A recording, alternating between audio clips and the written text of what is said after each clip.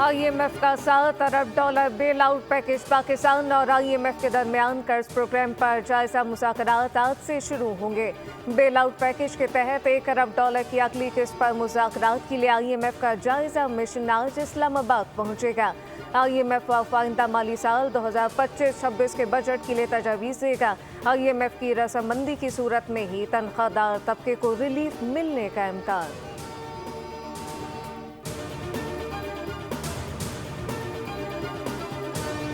वज़ीर-ए-आज़म की ज़ेर सदारत चीनी की सप्लाई और कीमत के कंट्रोल से मुताल्लिक़ इजलास। अवाम को अशिया की अर्ज़ा नरख़ों पर फराहमी हुकूमत की अव्वलीन तरजीह।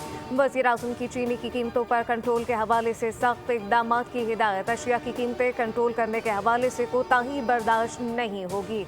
हुकूमती इक़दाम से चीनी की स्मगलिंग के खात्मे में मदद मिली।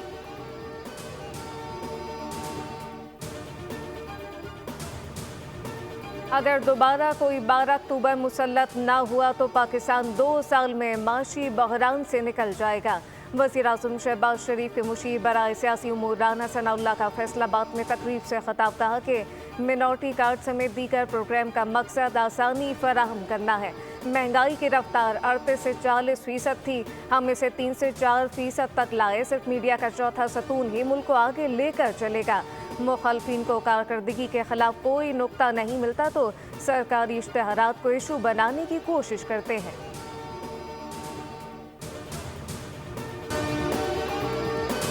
गवर्नर हाउस में इफ्तार डिनर के बाद लकी ड्रॉ खातून नाज़िया इम्तियाज का 120 गज का प्लॉट निकल आया।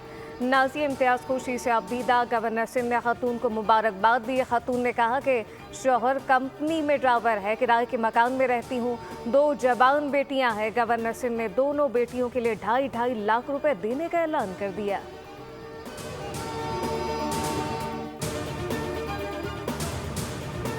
और आज बैंक आवाम से लेन देन के लिए बंद रहेंगे। स्टेट बैंक ऑफ पाकिस्तान के मुताबिक बैंकों में ज़कात कटौती के लिए तातील है। स्टेट बैंक के एलामिये में कहा गया कि तमाम मुलाज़मीन मामूल के मुताबिक काम के लिए दफ्तर में होंगे।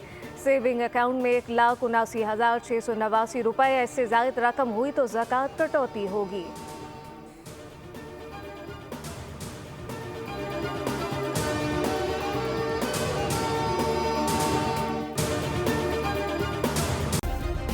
सब्सक्राइब करें और बेल दबाएं ताकि कोई खबर रह न जाए।